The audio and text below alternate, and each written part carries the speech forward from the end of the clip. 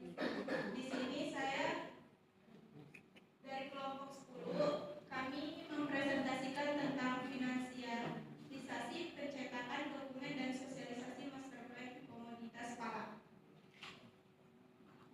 Ada rekan saya, Rafli sebagai juru bicara dan Hanifa sebagai juru kamera. Langsung saja kita presentasikan tentang materi kita yang dilakukan oleh pembahas rekan kami, Rafli. Silakan.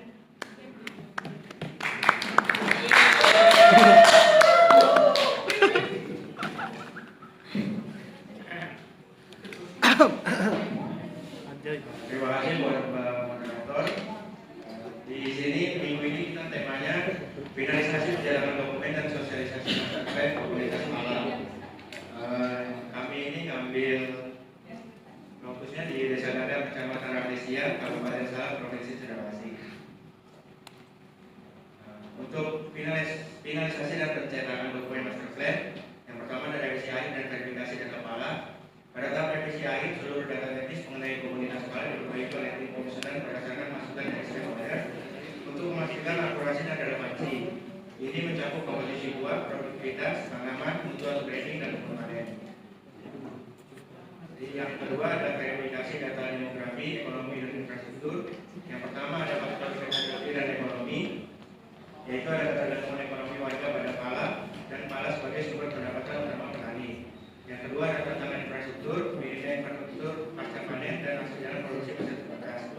Validasi data tentang mengintegrasikan data resmi desa, BPS, monitoring dan observasi. Ini ada tabel menyelesaikan keselarasan antara visi, tujuan, strategi, dan program kerja. Tujuan dari kami ada 4: meningkatkan produktivitas, meningkatkan mutu pala, meningkatkan rendemen puli, dan memperbaiki penanganan panen. Dengan strategi masing-masing, intensifikasi berdasarkan angka produktivitas yang masih di bawah potensi, peremajaan terhadap tanaman tua. Dengan program kerja, program rehabilitasi tanaman tua menaikkan produktivitas kakak. Yang kedua ada program pemupukan dan pemeliharaan berbasis SOP. Yang ketiga ada program peningkatan kerawatan dan populasi optimal. Strategi yang kedua dari tujuan ini adalah perbaikan kualifikasi untuk mendorong mutu karena mempengaruhi harga ekspor dari buah tersebut. Program kerjanya adalah program peningkatan mutu, pelatihan sortasi dan grading, penyediaan alat sortasi dan pengeringan standar, standarisasi mutu di tingkat petani. Yang ketiga, penguatan pasca panen karena komposisi puli mencapai kurang lebih 46% nilai ekonomi sehingga butuh fasilitas premium. Program kerjanya adalah program pengolahan puli, pengeringan higienis, pengemasan. Yang kedua ada penguatan fasilitas pasca panen, rak pengering, solar, dryer dome. Yang ketiga ada pelatihan penanganan biji dan puli. Strategi yang keempat dari program kerja adalah pelatihan panen sesuai tingkat kematangan buah, SOP panen dan penanganan awal untuk mengurangi penyusutan. Program kerjanya adalah program pelatihan panen dan penanganan awal, program penyediaan perlengkapan panen seperti alat pemanen, wadah, food grade. Yang ketiga ada program pengurangan cadangan pasca panen. Ini ada validasi ulang data dan prioritas program. Pihak yang terlibat adalah petani pala, pemerintah desa, dan tokoh masyarakat. Hasil dari validasi yaitu semua pihak menyepakati data sebagai dasar penetapan prioritas. Data dianggap kredibel dari studi inventarisasi. Ini ada desain data pala master plan. Yang pertama ada komposisi buah pala. Biji pala 22%, kuliah atau macet 46%, tempurung 2%, sisa lainnya 30%. Yang kita maksimalkan adalah dari yang 46%. Grafik produktivitas di lapangan itu 0,844 dan target dari program kita adalah menaikkan untuk menjadi 3,66 dan target kematangannya itu 2,2 sampai 2,6. Grafik mutu standarnya ini ada 6666 untuk high grade dan 2666 untuk medium grade dan kurang dari 266 adalah low grade. Untuk pencetakan dan penyelidikan master plan, format pencetakan adalah cover untuk bagian desa, soft cover untuk kelompok tani, dan PDF untuk distribusi digital. Yang kedua ada konten cetak, semua angka potensi, grafik dan peta, tabel potensi dan produksi, program pengembangan berbasis data. Ini ada sosialisasi, identifikasi sasaran dan bencana.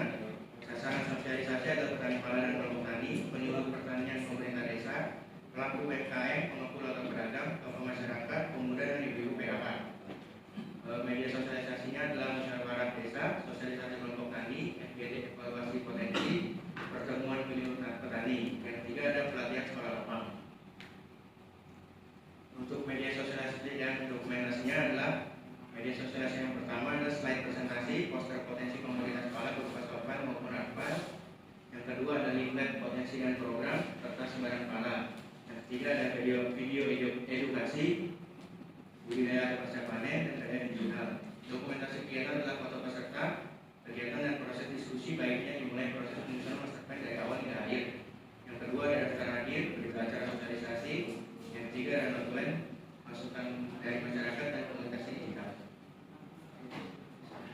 Ini kesaksian dari kelompok 10 mana materinya dan akan saya mulai.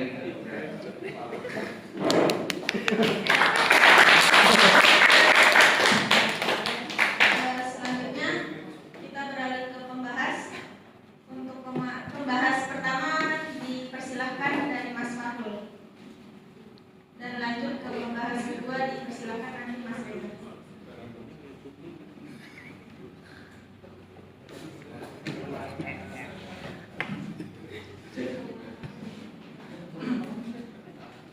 Terima kasih waktunya moderator. Kalau bisa ditampilkan slide aja saya. Satu lagi mundur. Nah, kalau mungkin sedikit menambahkan ya agar di metode sosialisasi mungkin dapat menambahkan itu kan ada pelatihan sekolah lapang atau workshop ya. Apakah betul seperti itu? Nah, mungkin dapat sedikit menambahkan kalau bisa itu terhadap peserta-peserta yang mengikuti sekolah lapang atau workshop itu mungkin dapat diberikan sebuah sertifikat ya atau sebuah kayak ya penghargaan atau yang melegalkan bahwasanya dia itu berkompeten untuk melakukan master plan yang sudah dengan bikin. Jadi mungkin ilmu-ilmu yang didapatkan oleh para peserta dalam mengikuti workshop itu bisa disebarluaskan lebih ke teman-teman para petani yang lain. Yang pertama, next slide. Nah, mungkin sedikit menambahkan juga terkait media sosialisasi itu kan sudah ada sebenarnya video edukasi. Cuman menurut saya akan lebih menurut saya pribadi akan lebih dapat memantik semangat masyarakat itu mungkin dapat dibuatkan video konten kreatif atau media konten gitu lah terkait perkembangannya mulai dari awal sampai akhir mungkin seperti itu. Saya kira cukup segitu kan saya membahas juga nanti tidak terbakar karena jujur saya agak bagus ya agak shock karena ini sudah bagus.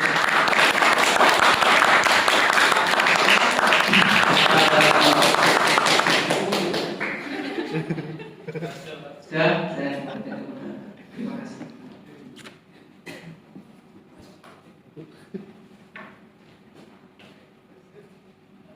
Terima kasih untuk pembahasan itu. Selanjutnya kita ke pembahas kedua.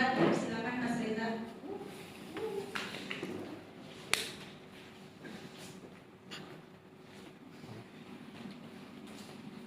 Terima kasih kepada moderator. Coba di back satu slide. Ya, masih di tahap sosialisasi menyambung dari pembahas pertama. Benar apa yang disampaikan pembahas pertama mengenai seperti ada sertifikat atau sebagainya. Yang ingin saya bahas yang pertama itu di sini kan kalian menjelaskan atau memaparkan sasaran dan metode sosialisasinya.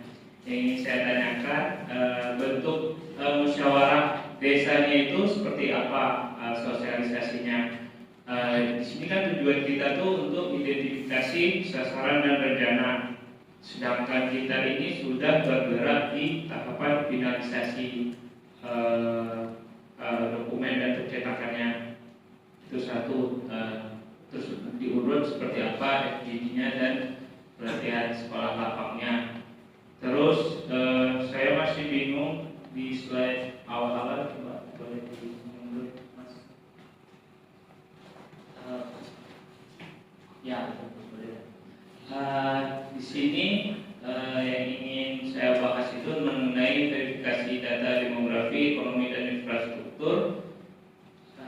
sini saya melihat faktornya itu masih ke ekonomian, belum ada verifikasi data di demografinya. Mungkin bisa diperjelas lagi apa yang harus diverifikasi dari segi demografi, ekonomi dan infrastrukturnya. Mungkin itu saja dari saya. Saya rasa ini memang sudah bagus pemaparannya, sudah interaktif, ada data dan ilustrasi yang disampaikan. Mungkin cukup, saya kembalikan ke moderator.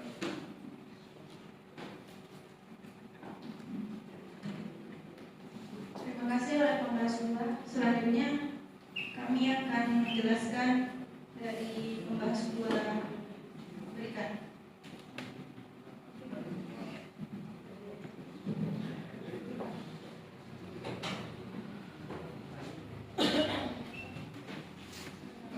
Terima kasih dari rekan-rekan untuk rekan-rekan pembahas 1 dan pembahas 2 untuk saran-sarannya. Yang pertama tadi membahas terkait kenang-kenangan atau penghargaan dari workshop atau pelatihan kita. Mungkin ke depannya akan kami tambahkan seperti itu agar yang tadi disampaikan membahas untuk bertujuan agar pelatihan atau workshop kita ini lebih dikenal ke kelompok tani yang lain. Terima kasih Mas untuk sarannya. Dan untuk yang kedua tadi Mas Reza bertanya untuk musyawarah apa yang kita lakukan jika master plan sudah berjalan atau sedang dilakukan. Nah, yang pertama ini dari kita ini ada musyawarah evaluasi berkala untuk melihat sejauh mana dan seefektif apa program kita ini dan progresnya. Yang pertama mengecek progres pekerjaan itu pertama dan mengidentifikasi hambatan seperti apa yang kita rasakan di lapangan. Yang kedua ada musyawarah koordinasi antar pemangku kepentingan yang dari tokoh masyarakat dan kelompok petani untuk mengetahui kurang lebih sama dengan yang pertama, mengetahui penghambat dari sudut pandang masyarakat sendiri atau kelompok tani yang dirasakan. Kurang lebih intinya seperti itu. Mungkin kalau misalnya sedang berjalan ini kita cuma membuka musyawarah untuk evaluasi atau musyawarah melihat progres dari kelompok kita atau program kita itu. Ini kurang lebih kalau kurang masuk dengan saran dari saya, mohon maaf. Manusia. Terima kasih dari kelompok 10 pamit undur diri. Kurang lebihnya mohon maaf.